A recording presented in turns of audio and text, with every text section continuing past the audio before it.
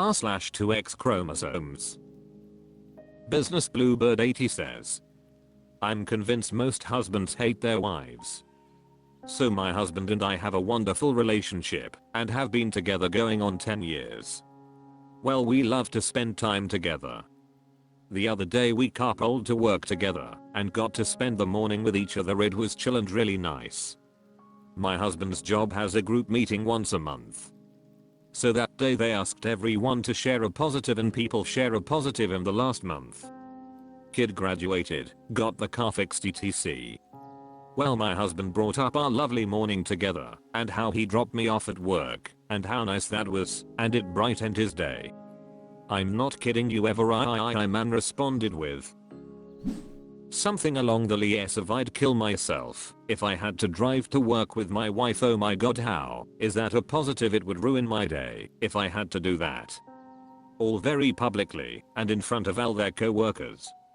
And even trying to shame my husband for enjoying my company and wanting to spend time with me. I'm just convinced that most husbands do not like their wives. ABD really just don't want to spend time with them or their families. Like how am I lucky that I have a partner that enjoys my company? Is that the bar? Jesus, the bar is in the ground, I swear. TwoXChromosomes says, it's really sad how ingrained the whole ball and chain mentality is. I don't get it at all. Why marry someone you don't like? Right? Like why? Hoinvated Thesepiapa says, free maid, free six, status of having a family and not looking like a single dude that can't get a woman. Association Prize 696 says, married men statistically earn more than their peers as well, get promoted faster, and often get preference on vacation time because, family. Or some shit. Meanwhile, most of these dudes gleefully spend extra hours working, which, let's be real, a lot of it is the socialization aspect for them too. Just to get away from the families they are just slaving away working so hard to provide for. They also appear more trustworthy and reliable because having a wife seems to be some weird good guy voucher that they don't even have to do anything to earn. Invisible Jane says, my husband and I are like you.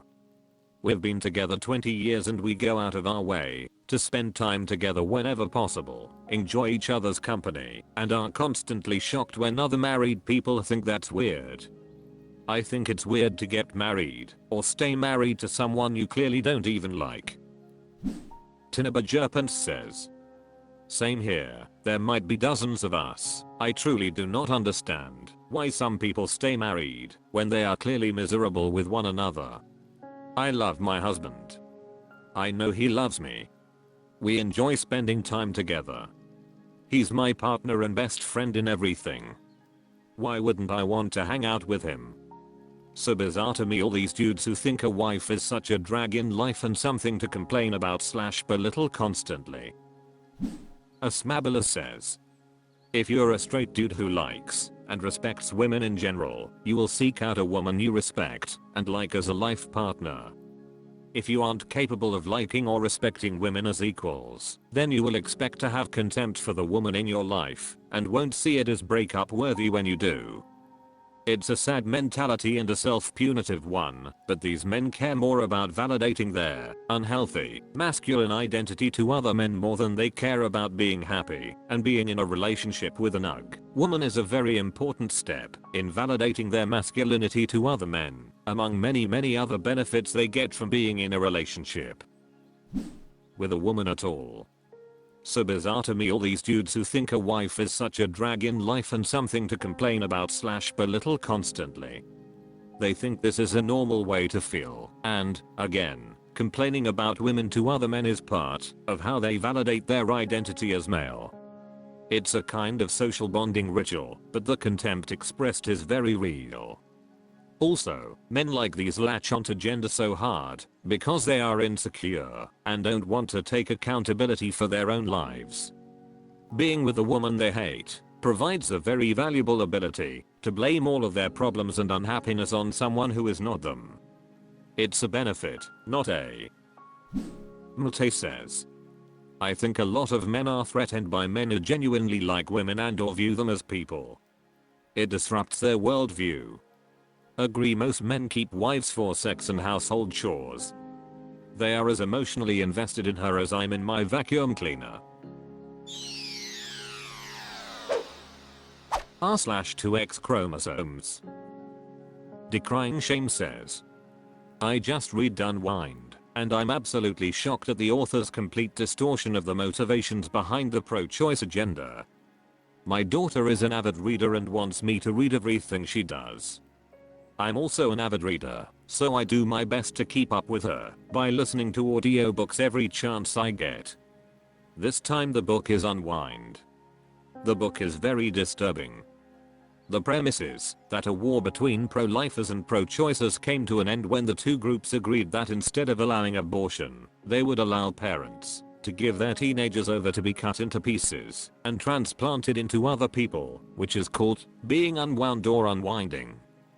The book states at one point that the right the pro-choicers wanted was to sell off the parts of their aborted fetuses, so this concession worked for them. There is absolutely no recognition in the book of the issues women face in pregnancy and childbirth. The whole pro-choice movement is distorted to make advocates look like heartless psychos who have no love whatsoever for children. On the other hand, the pro-lifers don't come off very well either, but at least their position, that life begins at conception, is presented and discussed in the book. I'm not sure I would say the book is dangerous to the pro-choice cause, because it is so over the top that I think it might do more to make people question the sanity of pro-lifers than anything else. But it does bother me that this man who wrote the book completely silenced female voices in his narrative. Shinchinab says, spoilers, have I read of the sequels? I saw this book in the r/books sub this last week myself, and I'm nearly at the end of the series. I agree, the first book does not address the issues that affect women in the US right now, but the later books go more into the detail of how the solution was actually driven by more than the abortion argument, and instead was a way of controlling teenagers and making money. The abortion argument was a useful proxy for forcing through an agenda that supported a small number of corporates, not dissimilar to how abortion is being used today by the Republicans to secure votes from the Christian right. Boomhorse Thung says, the story and motivations progress as the series does. It's really not as pro-life as it comes across in the beginning. It's much more anti-capitalist than it is anti-women and pro-life. Flartimkflustine says, your last sentence really sums it up, how unsurprising. Jelly 2015 says, you should seriously consider continuing the series, or taking a look at some spoilers. The first book doesn't give a complete view as to how or why that solution was chosen, partially because the audience learns of it through the perspective of one of the characters, who also has an incomplete view of what happened. The series is much more pro-choice than you think. TBH, I'm actually kinda giggling to myself about this post, because that series actually helped me become pro-choice in the first place. Actually says, it doesn't delve into either arguments, forced birth or pro-choice. It's not supposed to be a completely accurate depiction, because it's futuristic and dystopian. The reason the forced birth side seems more fleshed out is because the examples used in the book have actually happened, whereas the author needed to invent a catalyst for the pro-choice side to show they were equally unhinged, murdering doctors for the forced birth cause under the flag of the sanctity of life versus getting pregnant specifically to have an abortion, to advocate for bodily autonomy. The book isn't meant to critique forced birthers or pro-choicers. It's meant to critique society's one-size-fits-all models that most easily solve specific people's issues while not giving thought to the collateral damage of everyone else. Laszlo 1317 says, sounds like pro-life propaganda to me. Unturn 1146 says, I read this book and actually thought it served as a good warning on what could happen if pro-choice people try to compromise it all with forced birthers, where the solution is the worst possible outcome. My oldest daughter and my son have both also read it. It sparked good conversations with them, so I think you get out of the book what you want. My daughter enjoyed it so much we actually drove home early from a cheer competition, so we could stop at Powell's Books in Portland, because the author was doing a book signing, and she had to get his autograph. Kanking 3751 says, I've read this book. It does a pretty good job of making both sides look horrific, which was probably the intention, since it's a dystopian book. Yeah, the premise is kind of funky, but I don't think this is as deep as you're making it out to be. I personally didn't feel that he demonized one side or the other, just made them both look terrible. Shusterman is a fiction author. There's not going to be much nuance or deeper analysis of social issues. r/2XChromosomes. Shake Dog Shakes says, venting about older men from that generation. I'm well into my 40s. I volunteer in a soup kitchen. There are 5 to 6 of us that cook together every week, only 2 are men. I haven't had to work alongside a man well into their 70s in about 25 years, and holy frick, it's so frustrating. The mansplaining, the condescension, it's constant, and it's so annoying, to the point that I'm almost ready to be done volunteering for this organization. I barely put up with this crap in my 20s when I was getting paid for it, but this is for fun and purpose, and in my free time. The saddest thing is seeing the other women and how they react to it. They are all much older than me and in the same generation pool as these men, and they just take it. They never learn to push back. They are just more patient than me. They complain to me, and we all constantly roll our eyes to each other, but whereas I will speak my mind and tell the men to back off, they just nod their heads to keep the peace. And I'm in no way complaining about them not standing up for themselves. I'm complaining about the bad behavior on the men's part. One Bina says, I'm in my early 50s, so not quite in that generation, but it is so exhausting always pushing back against that generation's male entitlement. I wonder if those older women really buy into it, or if they are just too tired to fight it anymore. I know I get frustrated talking with my mom, who sometimes expresses her own frustrations with male entitlement, but then turns around and parrots what some religious leader said that always supports it. Shake Dog Shakes says, they don't buy into it at all. We all talk to each other about it privately. There's just not much to do. We are all volunteers, and generally we work well together. It's just the constant condescension. One of our cooks is 86-year and has been cooking for the organization for 20 years. I mean, come on, you don't know more about cooking than she does. Why? Are you trying to teach her something?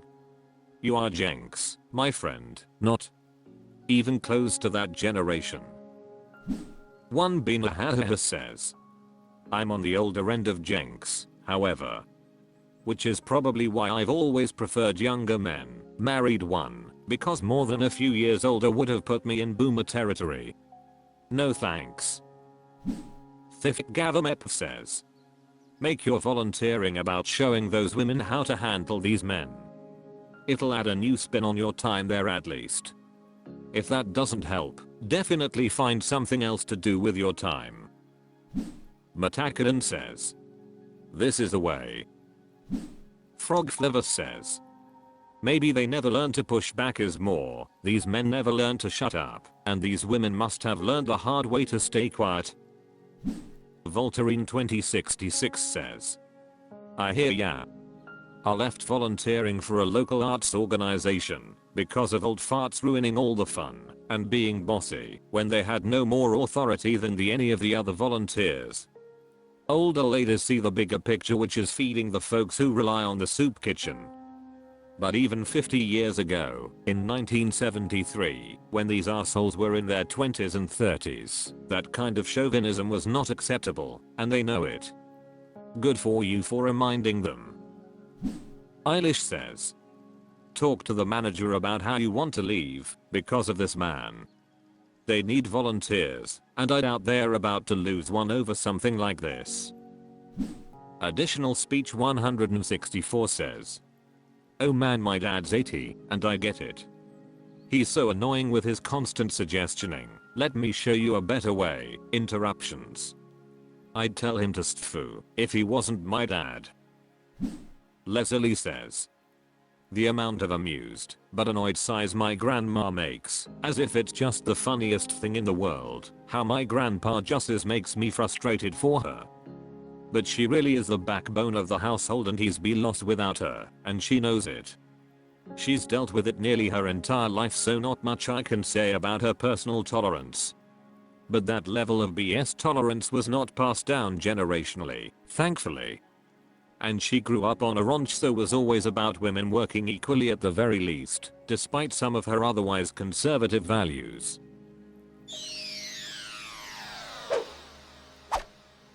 That's all for this video. Thank you for watching. Please subscribe.